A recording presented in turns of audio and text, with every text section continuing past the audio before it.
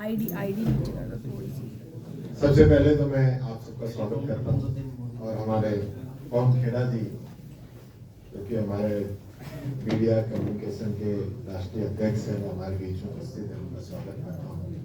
चाचान जी, ललित जी, सोनम जी और जसवंत गुर्जर जी से विधानसभा का सत्र आ रहा है। सर्वप्रथम तो मैं यही कहना चाहूंगा कि हमारा जो उद्देश्य रहेगा वो विधानसभा को चलाने का रहेगा। आज सुबह मेरे से कई पत्रकार पूछ रहे थे कि अब की बार ऐसा लग रहा है कि सत्र जो है हंगामेदार होगा, तो मैंने कहा हमें तो हंगामा करना नहीं है, हमें तो हमारे जवाब आ जाएं तो काफी है, हमें हंगामा क्यों करना है। तो हम कोई हंगामे के मूड में नहीं है। राजस्थान की करोड़ों जनता की जो उम्मीद है राजस्थान की विधानसभा से है कि राजस्थान की विधानसभा चलेगी तो हमारे सवालों का जवाब आएगा। उनके खून पसीने की कमाई से विधानसभा चल रही है, तो हम इस विधानसभा का कोई भी वक्त जाया नहीं करना चाहेंगे। सबसे पहले मैं बताना चाहूंगा, पिछले सत्र के अंदर भी मैंने अध्यक्ष जी से, जो विपक्ष आया है वो सदन को चलाना चाहता है। आज भी मैंने ये बात कही है, आप सब लोगों के बीच में कह रहा हूं कि हमारी तरफ से मीडिया को कहीं ये कमी नजर नहीं आएगी कि हम सदन को रोकना चाहते हैं, गतिरोध चाहते हैं, बार बार स्थगित कर रहे हैं, बार बार हंगामा कर रहे हैं, ये आपको कहीं नजर नहीं आएगा। हाँ, ये जरूर है कि हम जो क्वेश्चन उठाएं, हमारे जो सवाल हो वो हमारे नहीं, राजस्थान के 8 करोड़ जनता के सवाल हैं, उनका जवाब सरकार दे दे और भागे नहीं। जैसा पिछली बार आपने देखा होगा, मुख्यमंत्री जी कह रहे थे कि ईआरसीपी का मैं एमओयू क्यों दे दूं, आप होते कौन हो मांगने वाले।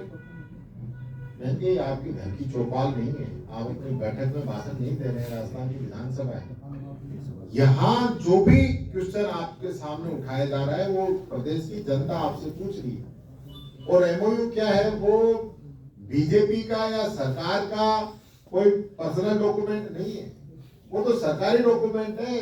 हर एक व्यक्ति का उसका अधिकार है उसको जानने का। तो ये सारी चीजें हैं, इन सब विषयों को लेकर हम सदन के अंदर बड़ी मजबूती से राजस्थान की जनता की आवाज को रखेंगे, सरकार को मजबूर करेंगे कि वो जनता की बात को सुने, जनता के सवालों का जवाब दे। और रही बात एसआई भर्ती परीक्षा की, जो जनता साहब ने पूछा है, ये मेरी तो समझ में नहीं आ रहा इस सरकार का एजेंडा क्या है।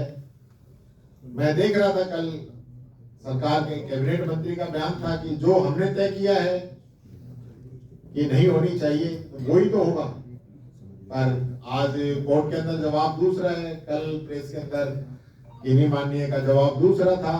और ये भी एक विडंबना सी नजर आ रही है कि इतने लोग अरेस्ट हो चुके हैं, फिर उनको जमानत मिल जाती है, फिर वो ड्यूटी कर रहे हैं, ट्रेनिंग कर रहे हैं, सरकार हर कदम पे फेल हो रही है। तो ऐसा किस आधार पे ये पुलिस कार्रवाई कर रही है कि लोगों को जमानत मिल रही है। कहीं ना कहीं कमियां हैं, जल्दबाजी है, या इनका जो टारगेट है वो कुछ और है। जो बहुत बड़ी बड़ी बातें कर रहे थे पेपर लीक के बारे में, मैंने उस समय भी कहा था कि पेपर लीक कोई राजस्थान का मुद्दा नहीं है। जहां बीजेपी की सरकारें हैं, चाहे हरियाणा है, चाहे गुजरात है, मध्य प्रदेश है, उत्तर प्रदेश है, यहाँ तक कि भारत सरकार है, और यहाँ तक कि कोर्ट की परीक्षाएं, यहाँ तक कि रेलवे की परीक्षाएं, सारी परीक्षाओं कहीं ना कहीं पेपर लीक हो रहे थे। भारत सरकार ने कानून बनाया, उससे 10 गुना कड़ा कानून राजस्थान ने बनाया। हमारे यहाँ पे जितने भी पेपर लीक पकड़े वो हमने खुद सरकार ने पकड़े। इनके समय में तो हाई कोर्ट में बच्चे गए, उसके बाद वो पेपर रखा। तो इतना सब कुछ होते हुए भी अब बहुत बड़ी बड़ी बातें कर रहे थे, मगरमच्छों को पकड़ेंगे, पता नहीं क्या क्या कहा इन लोगों ने। अभी 3 दिन पहले फिर पेपर लीक हो गए। इसमें भी सरकार को माफी मांगनी चाहिए, मुख्यमंत्री को माफी मांगनी चाहिए राजस्थान की जनता से कि पिछली सरकार के समय में पेपर लीक हो रहे थे और हमने उसका दुष्प्रचार किया, और हमारे समय में वापिस पेपर लीक हो गए। इनके तो कॉलेज स्कूलों तक के पेपर लीक हो रहे हैं। ये बात कर रहे हैं बड़े परीक्षाओं की, अभी तो परीक्षाएं कराई कहाँ है, परीक्षाएं शुरू होते ही लीक होने शुरू हो गए। और ये तो और बड़ी बात है कि ऑनलाइन पेपरों को कह रहे हैं कि सब पेपर लीक नहीं हुआ, वो तो ऑनलाइन उसको सोल्व कर रहे थे। अब जो पेपर ही ऑनलाइन है तो ऑनलाइन ही सोल्व करेंगे उसको, उसका कोई पेपर थोड़ी लीक होगा। ऐसे ऐसे बुद्धिजीवी लोग हैं बीजेपी के अंदर जो कह रहे हैं कि ये पेपर लीक नहीं हुआ, वो तो ऑनलाइन उसको सोल्व कर रहे हैं। अरे भाई जो ऑनलाइन पेपर है तो ऑनलाइन ही सोल्व करेंगे, उसको कोई पेपर बना के थोड़ी लीक करेंगे। तो ये तो इनकी स्थिति है। चुनाव के समय कह रहे थे आरपीएससी को बंद करेंगे, अब कोई जिक्र ही नहीं कर रहा। 1 लाख भर्ती 1 साल में करने की बात कर रहे थे, 1 साल कंप्लीट हो चुकी है। हमने 1 साल में भी कहा था इसको, एक भर्ती ये सरकार ऐसी बता दे जो इन्होंने जिसका विज्ञापन निकाला हो, पेपर कराए हो और उसको नियुक्ति दी हो, तब तो हम मान जाए कि भजनलाल जी ने 1 लाख नौकरी दे दी। सिर्फ और सिर्फ झूठी बातें, दिखावा, कोई मतलब नहीं है। एक ड्रामा पूरी सरकार का चल रहा है। मुख्यमंत्री, मंत्री सब पर्चियों के भरोसे हैं, ऊपर से पर्ची आएगी उसी आधार पर काम करेंगे। जूली जी, आपने पेपर लीक की बात की 3 दिन पहले की, उस पर देवांशी मैडम ने कहा है कि कांग्रेस शासन के समय बसों में पेपर लीक होते थे और उसके ड्राइवर भाई हमारे समय में तो पता नहीं क्या होता था। आप अपनी बात करो यार, हमारे समय में हो रहा था तो आप चिल्ला ही रहे थे ना।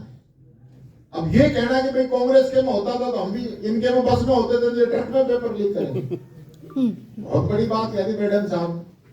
इनसे मैडम साहब से पूछना कि भरतपुर क्राइम में नंबर 1 है। गृह राज्य मंत्री, गृह मंत्री, मुख्यमंत्री सब भरतपुर के हैं, क्राइम में नंबर 1 है। क्या हो रहा है उस पर जवाब देते। पेपर लीक की तो छोड़ो, और जिनको पकड़ रहे हो उनकी जमानत हो रही, ऐसे काम चलने वाला थोड़ी। साहब, पिछले विधानसभा सत्र में तो आप सबसे हिट साबित हुए और बहुत लोग सुनना भी चाह रहे थे।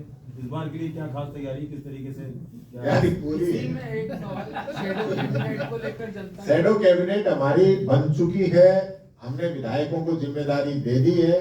हमारे विधायक जिसकी जिस डिपार्टमेंट के अंदर इंटरेस्ट है उस आधार पर हमने उनको जिम्मेदारी बांट दी है, वो उस हिसाब से काम कर रहे हैं।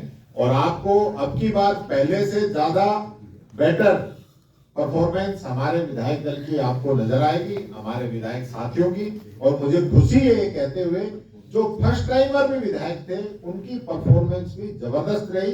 इस सरकार के मंत्रियों की हालत ये कर दी कि न मंत्री जवाब दे पा रहे थे, न मुख्यमंत्री जवाब दे पा रहे थे।